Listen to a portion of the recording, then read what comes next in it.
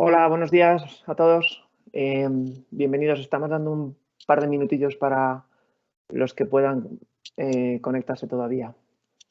Enseguida empezamos. Gracias.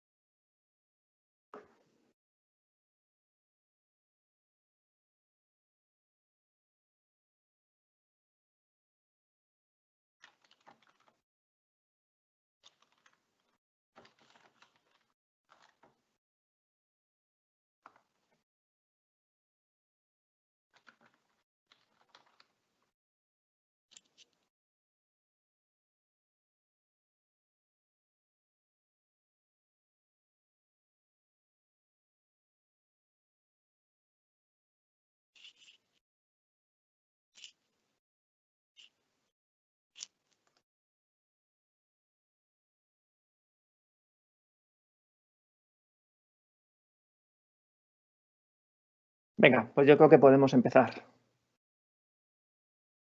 10 y 2.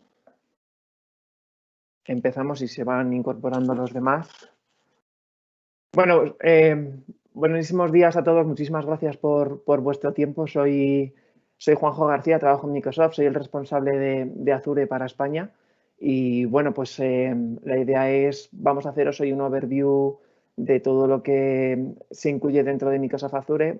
Es un overview, es un repaso general sobre todo lo que hay. Es muy difícil entrar en detalle, pero vamos a intentar contaros los detalles, los mensajes más importantes para que os quedéis un poco con la idea y que luego, por favor, contactéis con nosotros, podáis investigar, os vamos a dar todo el material posible y podáis seguir avanzando.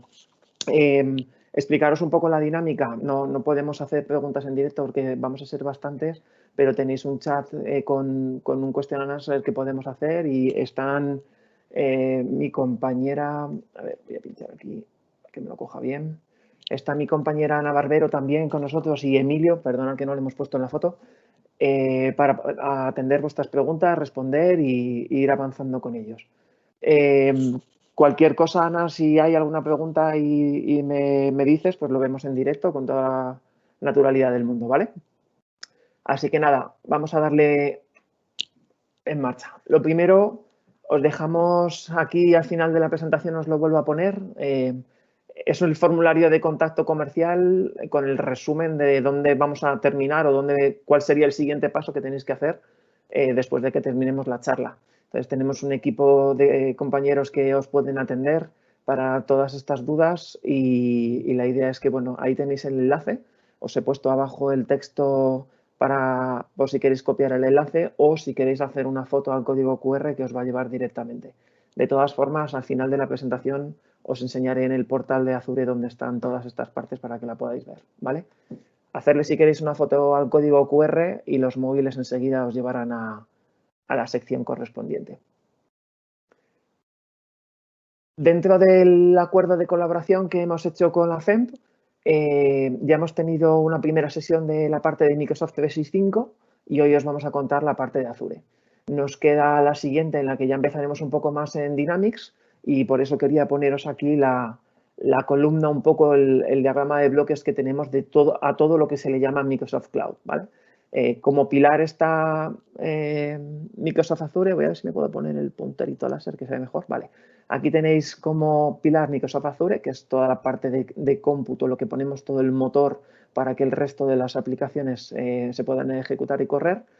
Microsoft 365 ya lo conocéis, LinkedIn también, GitHub os voy a contar un poco de él. Y Platform y Dynamics es para la próxima sesión, ¿vale? Pero la idea es, bueno, Microsoft está haciendo una apuesta muy, muy, muy fuerte por Azure.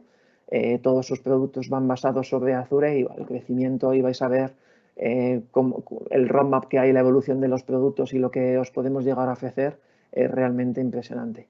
Y sobre todo por aquí esta parte que nunca se nos olvide, es muy, muy, muy importante para nosotros toda la parte de identidad, gestión de usuarios, seguridad, facilitar al máximo la gestión y el cumplimiento del compliance que tenemos que ofreceros, ¿vale? Seguimos avanzando. Azure.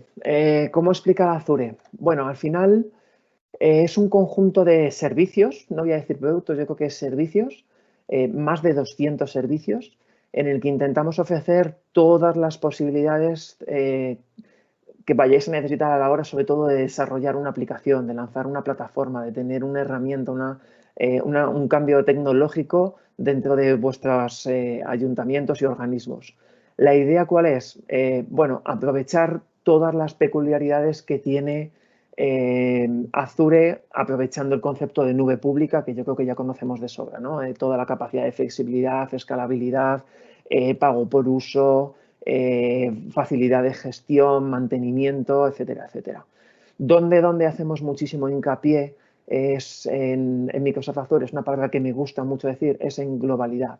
Intentamos que hoy en día no sabemos desde dónde vamos a poder recibir peticiones, no sabemos dónde están nuestros usuarios, no sabemos dónde están nuestros alumnos, nuestros clientes, hablando de cualquiera de las industrias. Tenemos que pensar que los desarrollos que hacemos los hacemos ya globales, los hacemos multiregión, para que sea la propia plataforma Azure la que decida dónde responder, cómo responder y desde dónde, o sea, desde qué sistemas, mejor quería decir, para que la experiencia de usuario, los tiempos de latencia sean los menores posibles.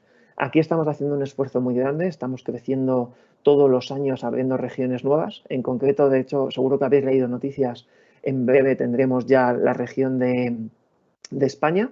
Tendremos una región aquí y eso nos permitirá, pues podemos hablar de proyectos de nubes híbridas, podemos hablar de comunicaciones y tiempos de latencia mucho mejores, podemos hablar de seguridad en el dato, de localización del dato para saber que los tenemos ubicados en España, etcétera, etcétera.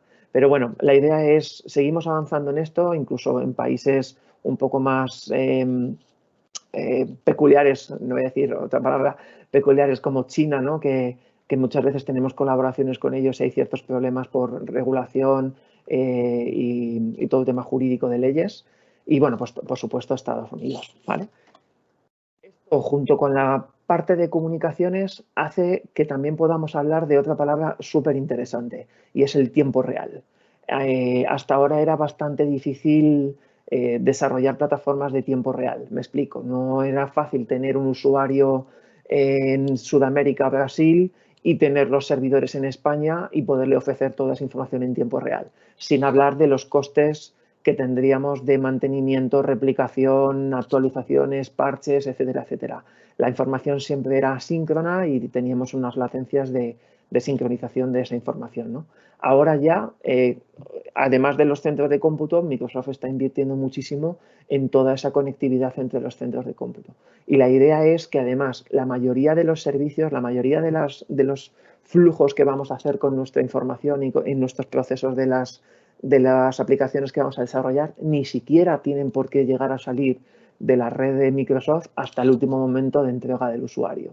Hay muchas veces que estamos tirando de frontales, servidores web que están en una ubicación contra un servicio de base de datos que está replicado en varias ubicaciones y al final hay un movimiento por todas estas regiones de cómputo y comunicaciones que ni siquiera llega a salir, como decía antes, de Microsoft. Poco a poco seguiremos creciendo en los cables transoceánicos, en todas estas regiones para que la presencia sea mayor y podamos hablar de globalidad y tiempo real. Quedaros con un poco estas dos palabras que son las más importantes. ¿Cómo intentamos ayudar a los clientes para que os vayáis a cloud? Bueno, al final cloud llevamos, yo creo que ya, yo llevo casi 12, 14 años. Llevamos hablando mucho tiempo de cloud, de todas las ventajas, estamos haciendo una migración, un paso natural de la parte de on-premise a un IaaS. Entiendo que lo de IaaS, PaaS y SaaS más o menos os suena. IaaS haciendo referencia a infraestructura, PaaS cuando ya estamos agregando un poco más de servicio y hablamos de plataforma y SaaS, cuando ya es un servicio por completo, pues tipo un Microsoft 365, en el que hay un proveedor que se encarga de hacerlo todo, ¿no? Entonces, hay una especie de evolución natural que es a lo que nosotros llamamos migración, en el que alguien tiene algo on-premise, todavía hay muchísimo on-premise, y ojo, somos los primeros que defendemos que seguirá habiendo cosas on-premise, no tiene por qué estar todo en la nube, no tiene sentido, pues precisamente pues porque haya un uso muy intensivo y no merezca la pena por temas de redes, por control de tráficos, por lo que sea. Hay que entender perfectamente qué tiene que estar en la nube, qué tiene que mantenerse on-premise, y yo creo que de ahí han nacido los entornos híbridos. Pero sí que es verdad que hay una primera fase de migración en la que os ayudamos a mover recursos que están on-premise y que son muy fácilmente desplegables en la nube con un proceso de lift and shift, o sea, un copiar y pegar, hablando claro y pronto, y lo transformamos en la nube, pues por lo menos para aprovechar las peculiaridades que ya hemos dicho de flexibilidad, escalabilidad y pago por uso. Esta parte es muy fácil, pero la realmente interesante es en la que ya empezamos a meter una capa de innovación, una fase de innovación en el que incluso a lo mejor estamos saltando a un serverless o a lo mejor incluso entre medias una parte de Kubernetes en el que ya hay cierta automatización, en el que ya hay servicios, procesos, gestión en la que nos encargamos nosotros. Siempre me gusta mucho poner un ejemplo que es el de MySQL. Hay un MySQL, hay un SQL para Azure que es más barato que tener una propia máquina vacía. Entonces, tú puedes tomar la decisión de coger una máquina, instalarte tu sistema operativo desde cero, montar la base de datos y configurar absolutamente todo lo necesario de MySQL, más el mantenimiento, seguridad, parcheo, etcétera, etcétera, o directamente coger un servicio de MySQL. En ese caso, la comparativa es muy evidente. La gran mayoría de los clientes ya están directamente yendo a servicio.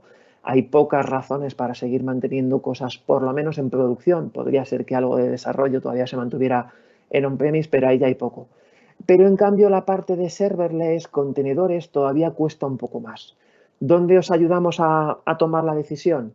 Pues a lo mejor no tiene ningún sentido hacer un salto de on-premise a IaaS. Es preferible esperar un poquito, pedir ayuda a nuestros partners, por ejemplo, y decir, oye, estamos buscando un punto de inflexión, un cambio de versión, por ejemplo. Pues vamos a aprovechar que vamos a hacer un cambio de versión de nuestra plataforma y directamente pasamos de on-premise a un serverless, a un contenedor, a toda esta parte de web services en el que os ofrecemos ya, como decía, una capa de agregación y de gestión mucho más automática, o incluso ya en entornos en los que hay código mínimo y que se automatiza y se facilita todo muchísimo más la gestión. Todo esto apoyado por una capa de enablement en el que os estamos ayudando a hacer esta migración, ¿vale? Sigo avanzando porque volveremos a este flujo. Como decía un poco antes, Azure es un conjunto de 200 servicios, es imposible entrar. Luego os voy a enseñar en la página web cómo está un poco organizado el portal de Azure para que podáis trastear y leer un poco de documentación. Es muy bueno, está muy bien explicado, desde la parte comercial para que entendamos un poco la definición de cada uno de los servicios hasta la documentación técnica donde tenemos todo tipo de detalle. Pero si os fijáis, pues como siempre, la capa de infraestructura básica, hablamos de compute porque hay que hablar de compute, los servidores van a estar aquí, pero también súper importante, networking, storage, seguridad y gestión de identidades. Entonces, para mí estos cuatro son casi tan importantes como el resto de todo lo que vayamos a desplegar porque lo mencionaré en la parte de seguridad, pero el paso a Azure tiene sus ventajas y no voy a decir desventajas, pero sus puntos críticos que hay que mirar y seguridad es uno de los más importantes. Y ahí yo creo que es donde aportamos muchísimo. Luego está toda la inmensa capa de serverless, muchísimo más grande, con más detalle que lo que podamos tener que simplemente levantando máquinas. Y luego ya la parte un poquito más moderna en la que estamos hablando de un stack, de incluso IoT, pues las HoloLens, etcétera, etcétera, que ya aporta una capa de innovación muy grande. Y las herramientas general de desarrollo. Si seguimos avanzando un poquito, y ya para quitarme la infraestructura, fijaros que el mensaje que damos de infraestructura ya no es simplemente una máquina virtual, ya buscamos infraestructura específica. Buscamos algo que sea muy específico pues, para un SQL Server o para partners como tenemos como VMware, un SAP o incluso para la parte de storage con un NetApp. Pero si os fijáis, los tipos de máquinas ya son máquinas, estoy intentando buscar la palabra en español, de stable, que pues como Spot, que son máquinas que utilizamos para cosas muy concretas en un tiempo muy cortito, o a lo mejor son máquinas de cómputo muy grande, muy intenso, o que necesitan mucha memoria, cálculos de datos, gestión de nóminas, mucho tema universitario, computación cuántica. O sea, aquí ya empieza a haber especificaciones, casos de uso muy concreto de lo que es la infraestructura. Por supuesto, siguen estando las máquinas normales, pero la idea es que vamos empujando un poco a los clientes a que busquen sus necesidades más concretas. Simplemente por mencionarlo, SAP es una de nuestras principales cargas. Tenemos un acuerdo con ellos de colaboración y aquí sí que hay mucho movimiento de cargas porque si os fijáis son máquinas que necesitan tienen necesidades de cómputo muy bestias a nivel de RAM, a nivel de CPU, performance de los discos, son necesidades muy específicas. Aquí sí que trabajamos mucho con infraestructura y los clientes que tienen SAP, pues estamos ayudándoles a hacer esa migración a la nueva versión de SAP HANA, que ya tiene un deadline y que tenemos que ir moviendo poco a poco. Otro entorno muy utilizado es toda la parte, por desgracia, que le ha empujado bastante COVID, pues todo lo relacionado con escritorios virtuales y aplicaciones. Entonces hemos tenido aquí un empuje bastante fuerte y hemos tenido que ayudar a muchísimas empresas a hacer una transformación increíble. Han hecho un esfuerzo increíble en empezar a dar acceso a todos sus usuarios y clientes a los entornos remotos que tenían. Y bueno, pues herramientas como Microsoft 365 y Windows Virtual Desktop están ayudando a poder acceder a esos recursos, ¿vale? Importantísimo. Creemos que esto va a seguir. Por desgracia, nos queda bastante tiempo de teletrabajo y tenemos que trabajar para que esta parte sea lo más fácil posible para las empresas, los usuarios y los clientes finales.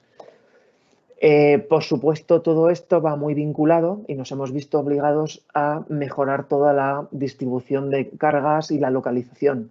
De repente nos hemos encontrado un montón de clientes, un montón de trabajadores que están en remoto, que se tienen que conectar a través de VPNs, empresas un poquito más grandes que han necesitado hacer conexiones dedicadas específicas a través de nuestro producto, se llama ExpressRoutes, o incluso a través de nuestras operadoras, pues como un Telefónica, un BT, un Vodafone, etcétera, etcétera, que ofrecen a través de sus macrolans, de sus MPLS y de todo ese tipo de redes que tenéis contratados con ellos, la conectividad directamente con Azure.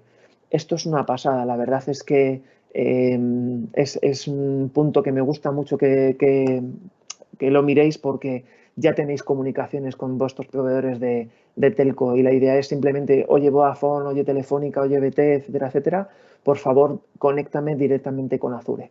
Eso nos va a permitir extender todas las cargas y poder configurar entornos remotos, tener conectividad entre diferentes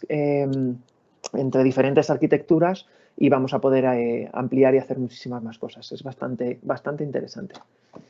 Si seguimos avanzando un poco con los productos, ya dejamos por completo la parte de infraestructura y nos metemos con la parte de data. Yo creo que esto más o menos lo conocéis, la base de datos de toda la vida, la base de datos relacional, donde está SQL, está Postgres, está MySQL, ahora lo vemos un poco más con detalle. Luego ya hemos empezado y hemos avanzado con las no relacionales, no SQL, donde tenemos un Cosmo y tenemos un Mongo, y aquí también tenemos producto para nosotros. Y ahora estamos dándole un empujón muy fuerte a la unión del Data Warehouse un poco más tradicional junto con la explotación del Big Data. A esta parte tenemos un producto que ahora lo contaré con más detalle que se llama Synapse, pero es un poco como la fusión de estas cuatro pilares que teníamos, lo vamos a facilitar mucho. Este de aquí no tiene ningún misterio, de hecho si seguimos un poco adelante, creo que aquí tengo un detalle, ahí todo esto son servicios, ¿vale? Vuelvo a decir, esto ya estamos hablando de un PaaS, no es un IaaS, esto es un servicio de Azure SQL que ofrece Microsoft, donde ya está instalado, funcionando, configurado todo y optimizado, ¿vale? Que esto siempre lo digo, no es fácil optimizar una base de datos de MySQL, no vale simplemente con instalarla y ponernos a trabajar, hay que optimizarlo en función de cuántos usuarios, no es lo mismo muchas operaciones, pocos usuarios, que pocas operaciones y muchos usuarios, depende de volúmenes, depende de muchísimas cosas. En este caso, el producto está optimizado para la mayoría de los casos de uso y sobre todo, lo más importante, está actualizado. Es Microsoft quien se encarga de parchear esto, quien se encarga de mantener esto funcionando y de ponerlo en alta disponibilidad. Yo creo que cualquiera de los que estéis aquí que sois técnicos, sabéis que montar un clúster de MySQL no es tan fácil. pues aquí tenéis un servicio en el que ya está montado una parte de SQL más tradicional, Postgres, MySQL, un MariaDB y el Cosmos para la parte de NoSQL. Esto, insisto, es desplegar, poneros a funcionar, pago por uso y muchísimo más fácil que volver a la infraestructura tradicional. Y si avanzamos un poco más, está la parte de Synapse. Esta es la que más me encanta, porque aquí tenemos una barbaridad de posibilidades y además se abre el mundo a perfiles no tan técnicos. Es verdad que necesitamos una primera parte en la que alguien nos desarrolle algo. Por supuesto, nos tienen que configurar un entorno que se dedique a hacer a recoger datos, que haya una ingesta de datos, a procesarlos, a normalizarlo, a ponerlo de una manera bonita, pero luego hay una parte de usuario. Podríamos decir, por ejemplo, los CMOs, que son la gente responsable de marketing, los data engineer, la gente que a lo mejor no tiene tantísimo conocimiento técnico de cómo montar una base de datos, pero sí que es a lo mejor un perfil matemático, sí que es un perfil un poco más de data y es capaz de explotar toda esta información. ¿Qué es lo que estamos haciendo aquí? Unir un poco toda esta fase que estoy diciendo. O sea, Synapse facilita esa gestión de datos, esa integración de diferentes fuentes. Somos capaces de coger un log, somos capaces de coger información de un Dynamics, de un Salesforce, de APIs internos, APIs externos. Por ejemplo, podríamos coger un API de meteorología, podemos mezclarlo absolutamente todo en nuestras bases de datos, construir ese data lake, y empezar a procesarlo y, como decía antes, normalizarlo y ponerlo de una manera que pueda empezar a generar reportes y dashboards en el que yo pueda sacar una conclusión, por ejemplo, con un Power BI, sorry, no sé, ¿qué más? Un Data Studio de Google, es decir, al final todo esto es 100% compatible y podemos trabajarlo con cualquiera de las herramientas. Y como última fase, incluso añadir una parte de Machine Learning, de inteligencia artificial, en el que podamos trabajar con estos datos. Yo siempre digo un poco aquí que con los clientes, porque es verdad que cuesta muchísimo ver un poco el ROI, el retorno de inversión de un proyecto de datos. Es como que voy a tardar mucho en recopilar los datos, luego tengo que procesarlos, hasta que luego voy a ver un report y bueno, sí, estoy viendo un report en el que puedo tomar ciertas decisiones, pero eso cómo se transforma en dinero. Muchas veces los clientes nos dicen esas preguntas, ¿no? Es difícil justificar los proyectos de data. Entonces, siempre digo que hay como tres fases. La primera en el que bastante es con que seamos capaces de recopilar la información de todas esas islas que tenemos por ahí dando vueltas. Synapse nos lo pone muy fácil, nos va a ayudar a coger toda esa información y normalizarla de alguna manera. Cuando ya tenemos toda esa información preparada y estamos cómodos y sabemos que es fiable y que podemos empezar a hacer cosas, es cuando entra una segunda fase de análisis 100% manual. No hay posibilidad de sacar muchas cosas automáticas porque primero tenemos que ver de qué somos capaces. Y ahí es donde un Power BI nos ayuda bastante. Vamos a empezar a mezclar información, vamos a empezar a mezclar esos diferentes inputs y a darnos cuenta de cómo podemos construir consultas, esas queries que nos aporten una información diferente. Esto, pues, a la hora bueno, en el sector de comercio, de retail es espectacular porque ya no solamente decidimos ponerle un anuncio de unos zapatos a una persona porque ha comprado unos zapatos, es que le voy a ofrecer un tipo de zapatos de agua porque sabemos por una API de meteorología de que los próximos 5 días va a llover. O vamos a empezar a vender sacos de sal porque sabemos que viene otro Filomena y nos vamos a pasar 4 días con nieve. Entonces, empezamos a meter un montón de inputs en esta experiencia completa de Synapse Analytics que ya nos permiten ver en un report consultas más complejas y tomar decisiones. Y luego viene una tercera fase en la que ya empezamos a tener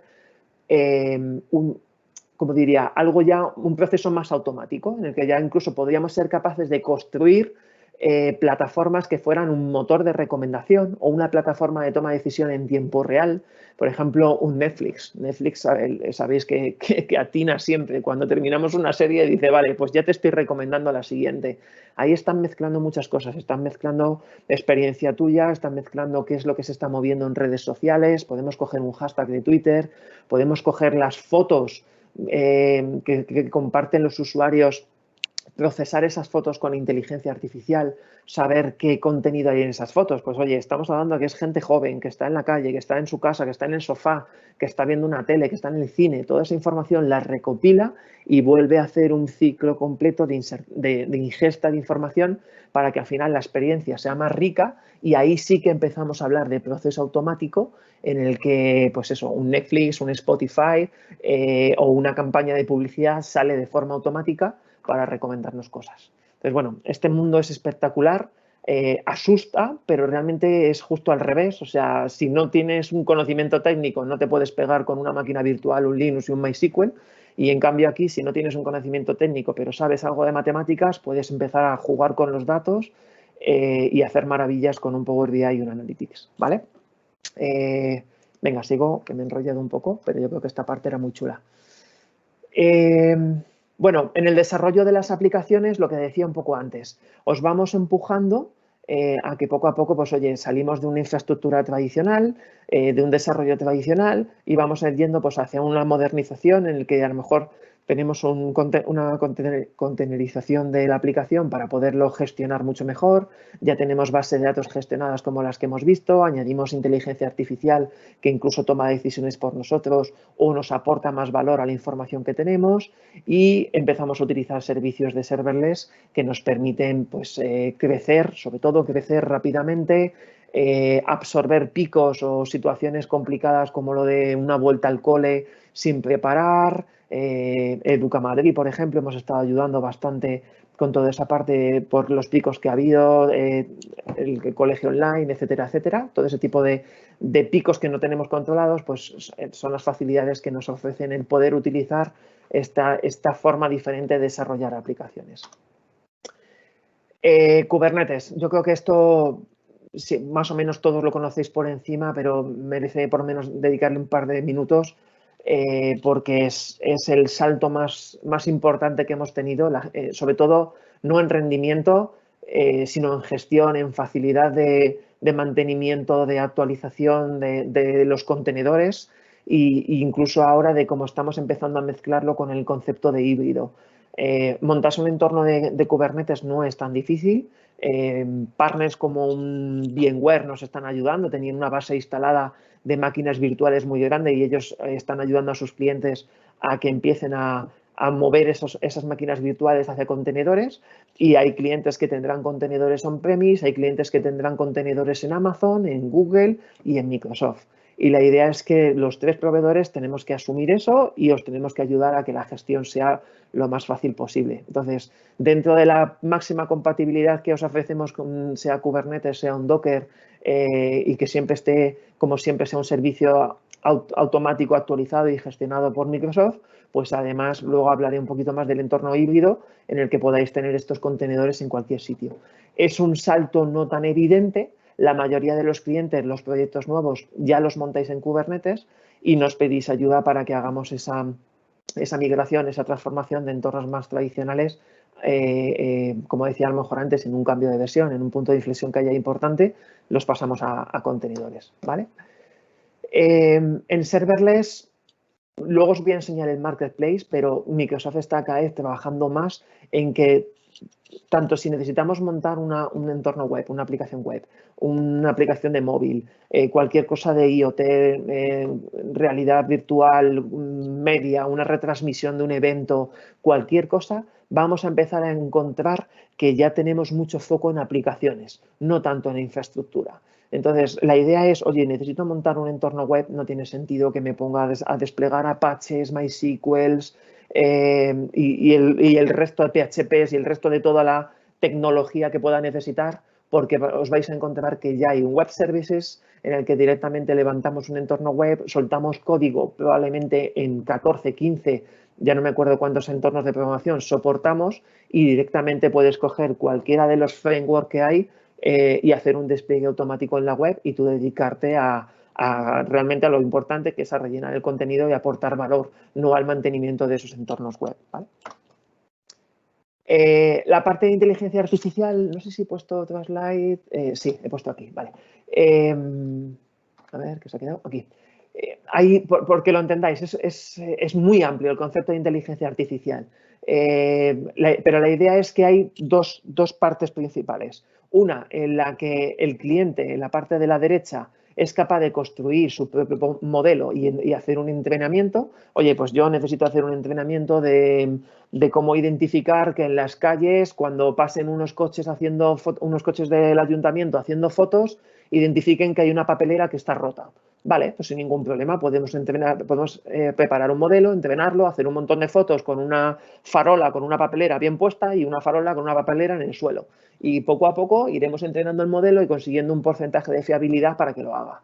¿Eso existe? No, no existe. Para eso necesitamos entrenar un modelo. Microsoft lo que hace es poneros las herramientas en el que tú le sueltas 2 millones de fotos de papeleras y farolas y él es capaz de entrenar ese modelo y sacarte el porcentaje de fiabilidad. ¿Dónde estamos trabajando en la parte de Microsoft? En modelos que ya están preconstruidos, ¿vale? Que es a lo que llamamos Azure Cognitive Services. En la siguiente slide, pues son los típicos. Estamos trabajando en la parte de Vision, en la parte de voz, en la parte de búsqueda de web, lenguajes y detección de anomalías.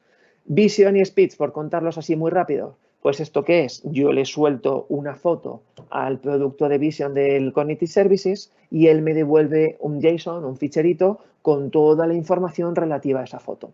Esto tiene un potencial increíble. Nosotros les hemos enseñado a identificar si en esa foto aparecen personas, aparecen animales, sale una playa, sale un barco, que reconozca el sitio, que reconozca si las personas son jóvenes, si son personas mayores, si van vestidas de sport, si están comiendo, si hace buen día, si está lloviendo.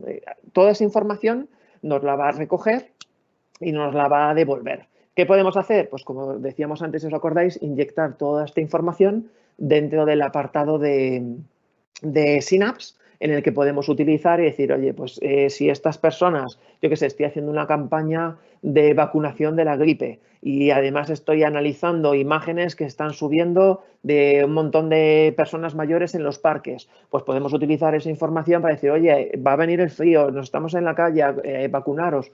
Millones de ejemplos, ¿vale? Hay muchísimas posibilidades de trabajar, tanto con fotos como con vídeos, con voz. La parte de voz es súper interesante y con textos. Podríamos incluso capaces de imaginaros que tenemos una página web del ayuntamiento y que publicamos una noticia y alguien pone un comentario. O queremos analizar comentarios de redes sociales y alguien pone, joder, pues vaya porquería la nueva página web que han hecho en el servicio de no sé qué.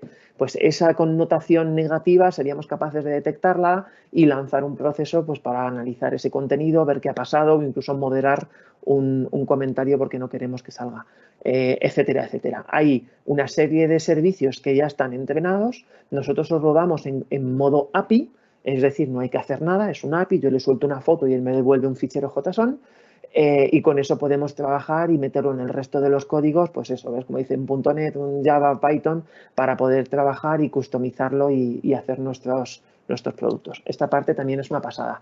Y es, como decía antes, otro de los grandes productos que no necesita ningún tipo de conocimiento. Yo le lanzo una foto, tengo que saber un poco trabajar con esa información que me va a devolver y con un simple par de líneas de código de Python puedo utilizarlo y sacar conclusiones o meterlas directamente en un Power BI y sacar información súper interesante. ¿Qué más? La parte de desarrollo. Poco a poco estamos intentando ayudar también en la parte de desarrollo a que sea lo más fácil posible. Los lenguajes de programación, el código está avanzando muchísimo, cada vez estamos tirando más, pues seguro que la parte de DevOps lo estáis empezando, lo habéis oído mucho, perdón, pero la idea es reducir al máximo la necesidad de escribir código. Vamos a trabajar mucho, Visual Studio está ayudando a los desarrolladores con todas las integraciones que tiene de código inteligente, de que automáticamente tiene, como diría, abreviaciones de teclado en el que ya directamente nos suelta un código HTML, nos corrige todo, nos preformatea, nos hace referencias a funciones para comprobar que todo está bien, etcétera, etcétera. La integración con GitHub es súper importante. Entonces, Visual Studio como herramienta de desarrollo está avanzando y creciendo mucho. Existe la parte de Visual Studio Online como repositorio y esa integración que decía de GitHub también funcionando muy bien. GitHub, yo soy un enamorado, es una tremenda pasada. Bueno, hay bastantes millones de usuarios, pero todavía cuando coincido con algún amigo y no sabe lo que es, yo le digo, pues yo tengo como media casa subida a GitHub. Todos mis entornos de domótica que tengo aquí, directamente repositorios a GitHub. O sea, es realmente una pasada cómo nos permite poder tener repositorios, control de versiones, usuarios, diferentes ramas para que diferentes personas estén trabajando al mismo sitio en un mismo código y luego podamos consolidar. O sea, es una tranquilidad de no poder, de que no pueda pasar nada, de que no podamos perder código de ese subida a producción, de volver atrás si la hemos liado con algo. Esa parte que ofrece GitHub se ve como un sitio donde simplemente hay código subido por un montón de gente, pero es increíble las capacidades que puede tener un GitHub en su versión empresarial, no solamente la de comunidad. Os invito a que le echéis un vistazo y preguntéis porque tiene un potencial espectacular, sobre todo pues eso, cuando queramos desarrollar o hacer copias de seguridad en nuestros entornos. Vale, esto es lo que he dicho, perdón, no me quiero repetir. Y luego os lo van a contar en la próxima sesión, pero cuando ya mezclamos el entorno de Azure con la parte de Power Apps, todo el desarrollo automático de aplicaciones donde prácticamente no hay código, hay un montón de conectores y de widgets que ya están desarrollados y que simplemente es arrastrar y configurar. Esto está empezando a tener muchísimo éxito y es una pasada la capacidad que tenemos de aplicaciones para poder desarrollar y seguir avanzando con esto. Estoy viendo que hay varias preguntas, pero luego las revisamos por si acaso. Las estoy revisando yo, Juanjo, no te preocupes. Vale, por ahora no hay preguntas, ¿vale? Venga, muchas gracias, Ana. Voy a ver cómo vamos de tiempo. Vale, muy bien, vamos perfectos. Si nos metemos un poquito más en la parte de entorno híbrido, al final está pasando esto, ¿no? El entorno del cliente se está empezando a volver algo complejo. O sea, ya hay una innumerable cantidad de aplicaciones que sin máquinas virtuales tengo que levantar bases de datos, que si ahora lo pongo en un contenedor, utilizo serverless, código, o sea, lenguajes de programación ya ni hablar. Claro, hay proveedores muy grandes, pues como Google, empujando por Go, Google por .NET, Python y PHP de toda la vida, Java que también tiene un historial. El legacy que tenemos es bastante doloroso. Luego ya lo empezamos a mezclar con las infraestructuras, pues hay gente que tiene cosas en sus data centers, pasamos por hosters más pequeñitos, pues a lo mejor un ARSYS, un one-on-one, que todavía es increíble, pero tenemos muchísima gente todavía haciendo cosas con FTPs, subiendo entornos y haciendo cosas tradicionales como hace 15 años. Entonces, tenemos un abanico súper amplio de posibilidades donde trabajar. Y luego ahora encima, pues si éramos pocos, pues estamos 3 proveedores grandes de cloud, contando todos los productos y servicios que tenemos. No es fácil mantenerse al día de lo que lanzamos, del roadmap y de la velocidad, es imposible. Entonces, bueno, sí que es verdad porque yo creo que cada uno tiene sus peculiaridades. Hay gente que es un perfil más técnico y está más cómoda con uno de los 3 y hay otros que están más cómodos por legacy con otro, etcétera, etcétera. Yo creo que la idea es, tenemos que ayudaros de la mejor manera posible a que tengáis los entornos donde sea más fácil para vosotros. Yo estoy convencidísimo de que vais a ser todos multicloud y hay que ayudar y hay que asumirlo, ¿vale? Entonces, ¿qué estamos intentando hacer? Bueno, pues partiendo de que vamos a tener entornos híbridos, uno de los productos que hemos lanzado se llama Azure Arc y lo que nos permite es pues, justo lo que estamos diciendo. Oye, sabemos que vamos a tener servicios de Azure en cualquier infraestructura. Hablamos de tener servicios de Azure en cualquier infraestructura, o sea, estoy diciendo, vale, sé que tienes máquinas en tu casa y sé que necesitas ejecutar cosas de Azure en tu casa. Es posible, ¿vale? Vamos a modernizar todos estos data centers con Azure Stack, va a haber una capa, la parte de IoT va a ser espectacular, o sea, vamos, esto tiene, ahora mismo es el producto que tiene un crecimiento de 3 cifras, es el que más crece en todo Azure, por supuesto muy por encima de máquinas o de cualquier otra cosa. Entonces, ojo con IoT. Y cuando todo esto lo necesitemos mezclar y nos estén atacando desde diferentes sitios, tengamos multicloud, lo tengamos en on-premise y además tengamos muchas cosas mandándonos información, aquí es donde vamos a tener un caos importante. Y la idea es que Azure Arc nos va a permitir gestionar todos estos servicios. A nivel sobre todo de gestión, a nivel de mantenimiento, de seguridad, de integración con la parte de identidades, de usuarios, de roles, de dispositivos, de Microsoft 365. Al final todo eso va a estar muy vinculado, porque estamos hablando de usuarios que tienen dispositivos móviles, que tienen una cuenta de correo, que se necesitan conectar por VPN, que esos dispositivos tienen que estar controlados, que acceden a información, que acceden a servicios que están en contenedores, pero a través de líneas como Express Routes, pues tiran de algún web services o que tiran de alguna base de datos o incluso que tiran de un reporte de información que viene de otro proveedor como un Amazon o de un Google Analytics. Todos esos entornos, me temo que por desgracia van a existir y se van a mezclar. No podemos pretender que os paséis todo al mismo sitio porque, como decía, vais a aprovechar lo mejor de cada uno de ellos. Entonces, la idea es eso, vamos a extender toda mi capacidad de gestión de todos los diferentes entornos y dispositivos, etcétera, etcétera, a un único producto que es Azure Arc, ¿vale? Es un producto que merece la pena que... Es muy complejo, no me puedo meter a explicar más. No es complejo, no quería decir complejo, quería decir completo. O sea, que cuelgan muchas cosas de él y yo creo que merece la pena que le dediquéis tiempo para que os lo cuenten mejor. Ahora os voy a contar después todo lo que tenemos de marketing, eventos y formación y documentación y seguimos avanzando, ¿vale? Bueno, aquí no me voy a meter mucho, pero posibilidad, como decía, de incluso hasta de poner hardware, de poder mover máquinas, storage, información y de poder poner cosas incluso en los data centers de los clientes, ¿vale? IoT, como decía, una pasada. Cada día hay más dispositivos, ya no hablo en el lado personal, que en el lado personal todos lleváis un reloj, todos llevamos un móvil, todos llevamos la pulserita que nos mide pulsaciones del deporte que estamos haciendo. Eso va a ser espectacular y sí o sí vamos a entrar.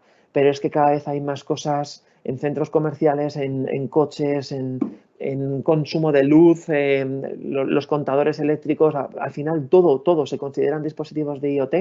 Y esto nos va a facilitar muchísima información que luego hay que recibirla, procesarla y sacar cosas chulas de ellas, mapas.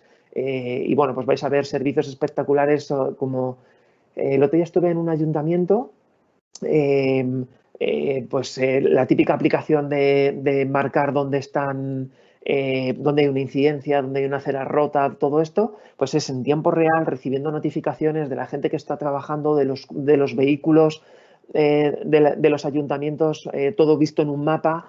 Es espectacular. Las capacidades que podemos hacer con IoT es muy importante.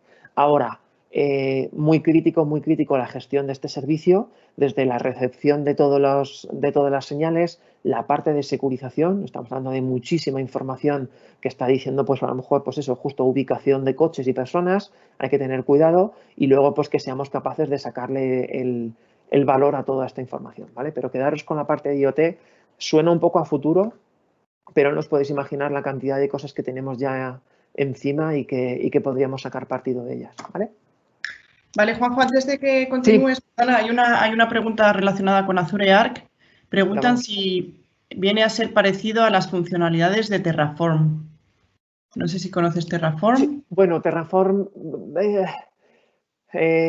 no, Terraform es más ¿cómo diría? Es una especie como de despliegue de arquitectura por código. Terraform se puede utilizar dentro de todas nuestras soluciones y tú puedes hacer esos despliegues de arquitectura dentro de Azure utilizando Terraform. Azure Arc, si conoces a lo mejor otras arquitecturas, se parece más a un Anthos, a un Google Cloud Anthos, en el que nosotros nos encargamos de gestionar tus contenedores. Imagínate que tú tienes contenedores en tu casa, contenedores en Azure, contenedores en Google. Pues Azure Arc te va a permitir gestionar todos esos contenedores y esa infraestructura de una manera remota. Es decir, tu gestor, tu capa de gestión está en la nube. ¿Que puedes desplegar infraestructura con Terraform? Por supuesto, pero yo creo que son complementarios. No sé si lo he respondido y si lo veo por aquí en el chat. ¿vale? Pero yo creo que sí. Vale, yo hago seguimiento, sino que Joaquín nos diga, ¿vale? Y como Terraform, pues igual, hay muchas otras, no sé cómo llamarles, porque no sé si decir que o tecnología o formas de poder hacer un despliegue de infraestructura. Venga, pues sigo un poquito y vamos por aquí.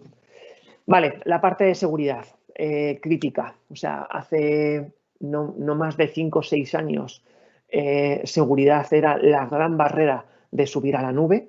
Yo creo que esto era un poco de desinformación y aquí hemos tenido que trabajar mucho los proveedores en explicaros cómo funciona la nube, qué significa la nube y cómo tenemos que preocuparnos por toda la parte de securización de la información, del dato. Y bueno, pues yo creo que ahora mismo, desde luego, no es ninguna barrera. De hecho, es el principal motivo de por qué los clientes están empezando a subir cosas a la nube. Es muy, muy, muy crítico. Yo acabo de terminar un máster que hice de ciberseguridad. Me encanta, es una de mis pasiones, pero no os podéis imaginar. O sea, es realmente espeluznante lo que se puede llegar a hacer a ver, no sabría cómo decirlo. O sea, la de trabajo que nos queda por ayudaros en que todos los entornos estén seguros. O sea, seguimos con la tontería de que las 10 contraseñas que más se utilizan todavía siguen siendo el 1, 2, 3, 4, 5, 6 y ese tipo de cosas. O que sigamos utilizando y repitiendo la misma contraseña siempre, ¿no? Entonces, esto por el lado de consumo, pero por el lado de enterprise, de empresa, hay cientos de millones de máquinas que están publicadas en Internet sin actualizar, con versiones antiguas que conocemos a la perfección cuáles son sus debilidades. Hay una página con una base de datos en el que tú puedes buscar un servicio y te dice exactamente en qué versión, cómo atacarla y cuál es el código para atacarla. Hay una página que indexa todas las máquinas que están con cosas publicadas y que te dice qué versión tiene, qué servicio tiene y qué versión tiene. Entonces, es tan fácil encontrar un recurso que esté publicado en Internet y que no esté actualizado y que se pueda atacar y utilizar un Metasploit que se llama para entrar y conseguir permisos de usuario, de administrador, de poder acceder a la información, de suplantar información, es muy, muy, muy fácil. Entonces, más que meter miedo, lo que quiero hacer es decir, justo para esto estamos los proveedores de cloud. Cuando ofrecemos un servicio de MySQL, sigue siendo un servicio de MySQL que está publicado hacia Internet, probablemente. Si lo necesitamos que esté publicado, pues tiene que estar.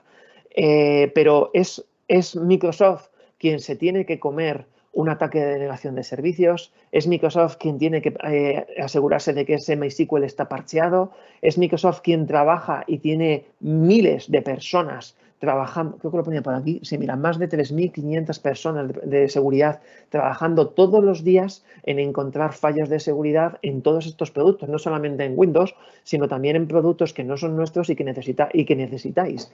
Entonces, para mí, la razón principal de moverse a la nube no es ni la flexibilidad, ni la escalabilidad, ni el pago por uso, es la seguridad. O sea, ninguna pyme, la gran mayoría de la administración pública, no nos podemos permitir tener los recursos que se ofrece en nube pública en temas de seguridad, en cumplimiento, en toda la parte de compliance, certificaciones ISO, etcétera, etcétera. Entonces, ¿qué es lo que hemos hecho desde Azure?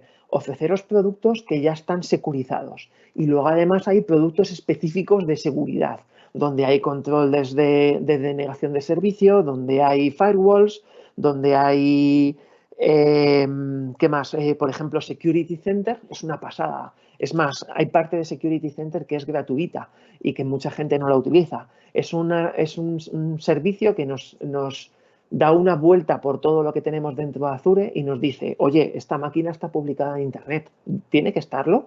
Pues es que está con este puerto y a lo mejor no convendría estar con este puerto. Tienes usuarios que pueden acceder a estas máquinas con permiso administrador. Mira a ver si debes hacerlo o no. Oye, tienes un frontal que es capaz de acceder a diferentes entornos, al de middleware y al de backend. ¿Esto es correcto? No. El de frontal tenía que entrar al de middleware y el de middleware al de backend, no desde arriba hasta aquí, porque si no, si me atacan, me lo saltan todo y me quitan la información. Entonces, hay muchísimas herramientas en la parte de securización y me parece que esto es clave. Cada vez vamos a trabajar con más información, con más data, con datos de clientes. Ya estáis viendo multas millonarias por accesos y robos de información, por no tener bien securizada esa parte, por no notificar. Es muy, muy, muy crítico y yo creo que aquí es donde más os tenemos que ayudar. Tenemos muchos partners especializados en toda esta parte y por desgracia todavía ya hay mucha gente invirtiendo, ya empieza a ser una partida presupuestaria en los clientes, pero hay mucha gente que por desgracia invierte cuando se ha llevado el primer susto y quizá ya es un poco tarde, ¿no? Entonces, bueno, fijaros la barbaridad de certificaciones que hay en las que nosotros estamos obligados a trabajar y la idea es que todo eso os lo demos hecho, ¿vale? ¿Qué más? ¿Cómo vamos a trabajar en que todo esto que os he contado vaya adelante? Bueno, hay muchísimas guías y herramientas, ¿vale? Ahora os lo enseño. Hay un montón, una barbaridad de recursos para aprender. Y además tenemos los partners y los programas que están dentro de los partners que os ayudan a hacer pruebas de concepto, a ver cómo me puedo ir a la nube, etcétera, etcétera. Entonces, desde formación y guías básicas para entender qué es Azure, cómo utilizarlo, qué productos debo hacer, hasta certificaciones y partners, yo creo que es los 3 pilares claves que vais a necesitar para poder seguir avanzando. A ver, dale para adelante.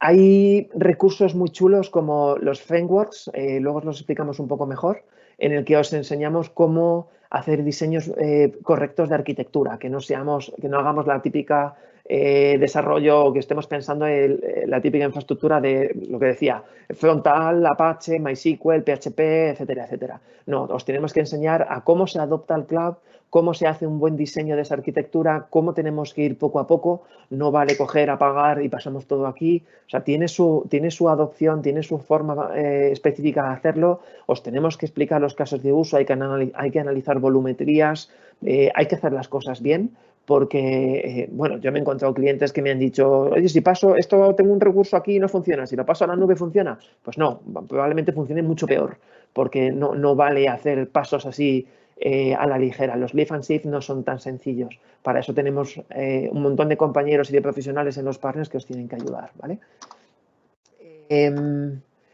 Sobre todo con lo que decía, también es muy, muy, muy importante.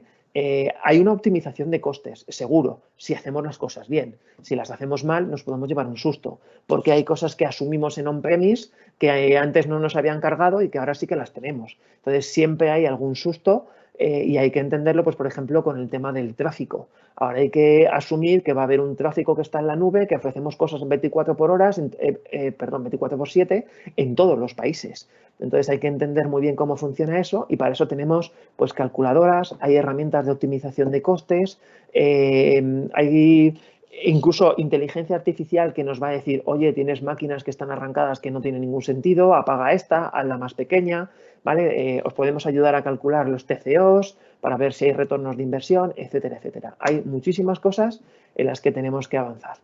Learning, fundamental, me parece vital. Hay tantísimos cursos, tantísima información interactiva, podéis probarlo. Organizamos probablemente, no sé, entre 3 o 4 eventos a la semana en el que os estamos contando diferentes cosas. Están los Azure In-A-Day, los Discover, sobre cosas de analítica, sobre los Azure Fundamentals para que hagáis certificaciones. Sacaros el Fundamental me parece básico. Es un curso que en un par de días contamos un poco la pincelada de cómo está, hacéis unos cuantos tests, leéis la información y tenéis un overview fenomenal de qué sirven los productos, os enseña la consola, trasteáis con la consola, o sea, me parece espectacular y básico que os sacaréis, por ejemplo, el Fundamental de Azure para poder tener en la cabeza todo el concepto y que ya podáis pensar y decir, ostras, pues esto lo voy a resolver mejor en on-premise. No, esta parte la voy a mover a Azure y esta la voy a mover al resto de los proveedores, ¿vale? Bueno, nada, esto es un poco repetitivo y ya está. Os quería enseñar, no os vayáis, os quería enseñar. ¿Seguís viendo, Ana, por confirmar la web? Sí, ¿verdad? Sí. Vale, pues es muy fácil. Azure.microsoft.com, ¿vale? Y bueno, estará en idioma español. Si no, aquí abajo del todo podéis cambiar los idiomas, pues si lo preferís en otro idioma. Pero aquí tenéis toda la información del portal de Azure. tenemos información general, tenemos una agrupación de todos los servicios que hay de Azure organizados por soluciones. Lo digo porque, por ejemplo, en la parte de base de datos ya hay una solución de migración de bases de datos. Entonces, aquí podéis ver, pues, enfocado más hacia desarrollo, enfocado más hacia migración, como decía, pues, por ejemplo, ves, migración de entornos.net, que todavía hay muchos, pues aquí directamente ya podemos ir a hacer migraciones de aplicaciones web y base de datos y nos va a explicar un poco cómo hacerlo. La siguiente división es producto, que es un poco todo lo que hemos estado viendo organizado por familias. Entonces nos podemos ir a Virtual Machines, que es el ejemplo más fácil que vamos a entender, y aquí tenemos toda la información comercial de por qué las máquinas, la diferencia, cómo pagarlas, ejemplos, casos de uso, etcétera, etcétera. Incluso podemos ir avanzando hacia la parte de pricing, que nos llevará aquí, en el que nos pone ciertos ejemplos para que lo podamos entender. Si os fijáis, aquí abajo ya nos lleva a la calculadora, ahora os la voy a enseñar, perdón, está aquí el enlace a la calculadora, que es muy fácil de utilizar. Pero, como decía, aquí tenéis todo el detalle de los productos. Mira, si le damos aquí a ver a todos, bueno, es un poco pasada, pero aquí tenéis los más de 200 servicios que tiene Azure para poder trastear un poco con ellos. Documentación básica. Yo me paso aquí el día porque podéis tener absolutamente todo. Podemos trabajar, como decía, en la parte de compute, los APIs para conectarnos. Dices, bueno, pues es que yo solamente quiero, venga, temas de máquinas virtuales en Linux. Pues aquí podemos ver cómo crear una máquina en Linux. A través del portal, de la consola, pues del portal, que es lo más fácil. Cómo se inicia sesión, cómo se crean máquinas virtuales, ¿vale? Es toda la información técnica. Con su buscador, recomendaciones y vinculaciones al resto de los artículos y el índice. Está muy bien organizado y yo creo que podemos trabajar con ella perfectamente, ¿vale? Más cosas. La calculadora, muy fácil. Aquí tenéis todos los productos y según le vamos dando, yo le he dado a Virtual Machine para ir un poco más rápido, nos añade aquí su presupuesto. Dice, vale, pues has elegido un tipo de máquina, puedes elegir las regiones, si quieres sistema operativo, el tipo de máquina, cómo lo queremos pagar, si la vamos a pagar por uso, si nos comprometemos a pagarlo un año que tiene un descuento muy grande de un 32 o 3 años hasta de un 57, licencias, etcétera, etcétera, pum, y al final aquí nos saca cuánto deberíamos pagar. Tenemos más, todo lo vinculado a máquinas, si necesitamos discos, si necesitamos ancho de banda, podemos ir desplegando todo esto. Al principio puede ser complejo, esto es en lo que os tenemos que ayudar, para eso está el equipo de ventas, para eso están los partners, pero bueno, aquí tenéis, os saca un poco el resumen, os lo podéis exportar, lo podéis guardar, lo podéis enviar, podemos trabajar con esto perfectamente. La calculadora, la verdad, que está muy bien. El siguiente tema es que es formación, lo tengo aquí ya abierto, todo. Tenéis absolutamente una barbaridad de cursos para poder sacar. Hemos definido rutas para que podáis ir trabajando y él os va recomendando qué es lo que necesitáis, pero hay horas y horas y horas para poder sacar esto. Como decía, lo mejor, ir de cabeza al fundamental para poder tener un overview de todo. Pero hay especializaciones en la parte de data, especializaciones en la parte de inteligencia artificial o incluso podemos sacarnos esto que son solo 6 horas de administración de usuarios y roles del directorio activo, ¿vale? O sea, hay muchísima documentación sobre esta parte. Y por último, y ya me callo que soy muy pesado, yo creo que merece la pena invertir mucho tiempo aquí. Este es el marketplace. Es lo que decía. Estamos trabajando, tanto Microsoft como los partners, en que lo que necesitéis ya está hecho. Ya está hecho de tal manera de decir, oye, es que necesito desplegar algo de MySQL. ¿Vale? Podamos buscarlo aquí y automáticamente nos saque todo lo que haya en el marketplace relacionado con MySQL. Pues esto es un MySQL, un servidor de MySQL, bueno, está montado como cloud, en este caso es nuestro, y es simplemente desplegar una infraestructura con un MySQL ya montado. Esto lo ha hecho uno de nuestros partners que se llama Bitnami y ellos se encargan de actualizarlo, de configurar la parte de securización y que esté listo para ejecutarlo.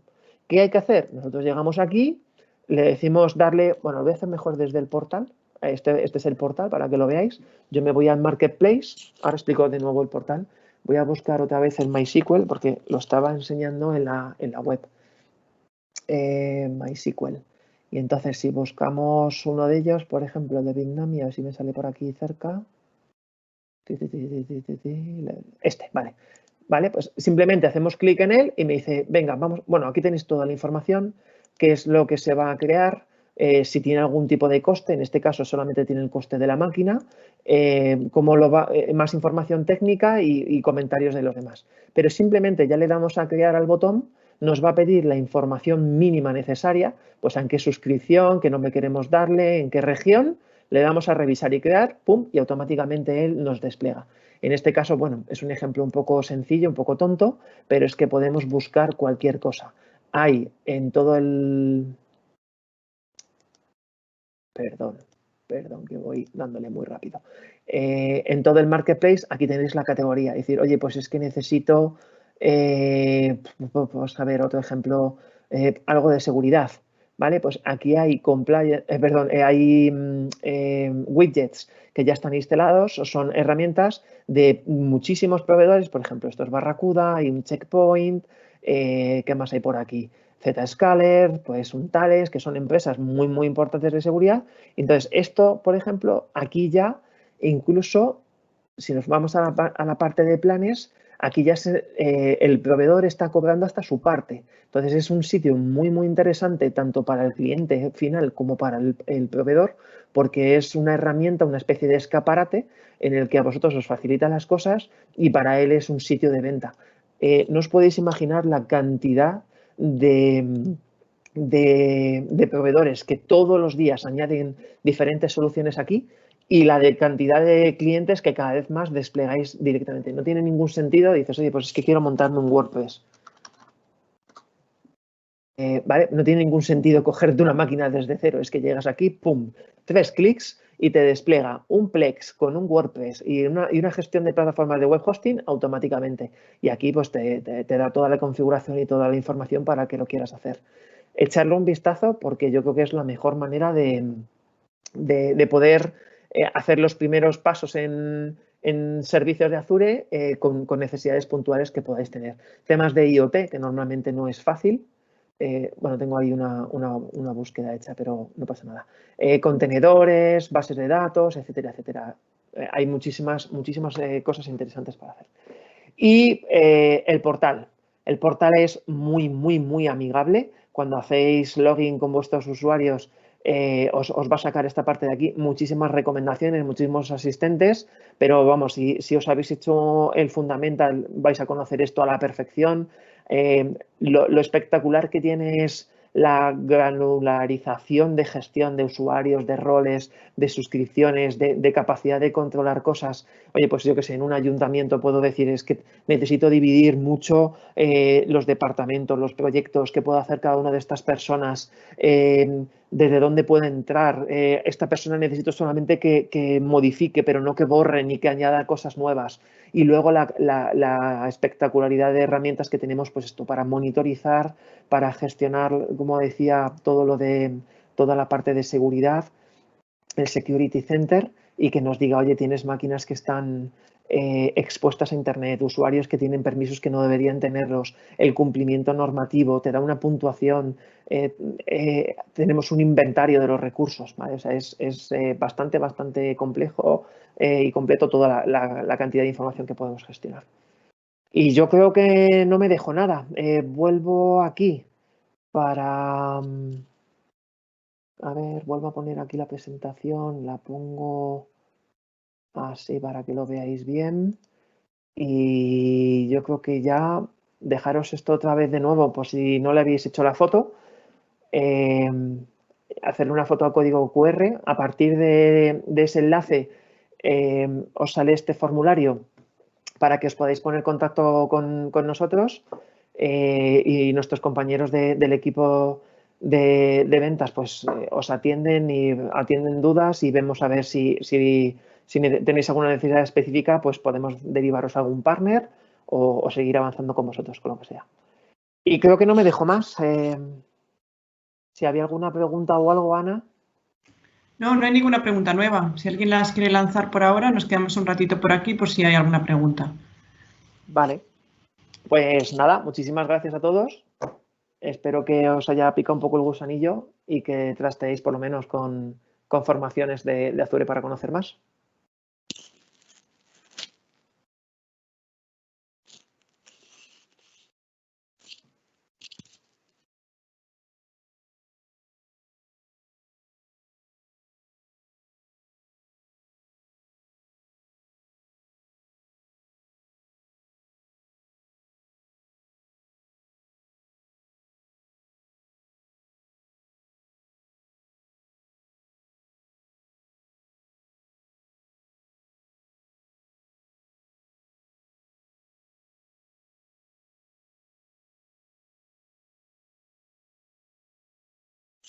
Vale, yo creo que no hay más preguntas, ¿verdad, Ana?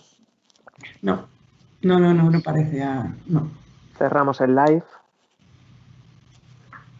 Vale, pues cierro el live. Muchas gracias a todos. Colgaremos la presentación en el enlace que ha enviado Pablo, ¿vale? Gracias, hasta luego.